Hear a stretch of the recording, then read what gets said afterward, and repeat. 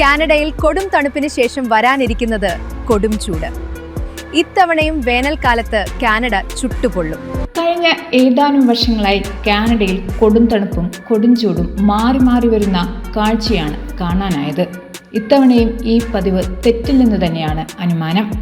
Record ചൂടും കാലാവസ്ഥയിലെ മാറ്റങ്ങളും സംബന്ധിച്ച ആശങ്കകൾ ഉയർത്തുന്ന ഒരു സൂപ്പർ എൽ നിനോ കാനഡയിൽ രൂപപ്പെടുന്നുണ്ടാകാം എന്നാണ് കാലാവസ്ഥാ വിദഗ്ധരുടെ അനുമാനം. ഏകദേശം 1.5 വർഷത്തോളം ലാനിന കാലാവസ്ഥയ്ക്ക് വിധേയരായ ശേഷം കാനഡക്കാർക്ക് തികച്ചും ഒരു വ്യത്യസ്തമായ സൂപ്പർ എൽ നിനോയുടെ സാധ്യത നേരിടേണ്ടി വന്നേക്കാമെന്ന് കാലാവസ്ഥാ വിദഗ്ധർ മുന്നറിയിപ്പ് തരുന്നു. പസഫിക്കിൽ വെള്ളം ചൂടാകുന്നതോടെ അത് ശക്തമായ എൽ നിനോയ്ക്ക് കാരണമാകുന്ന സാഹചര്യങ്ങൾ സൃഷ്ടിക്കുന്നു. അതേസമയം കാനഡയിൽ നിന്ന് ശൈത്യകാലം പൂർണ്ണമായും പിൻവാങ്ങിയിട്ടില്ല.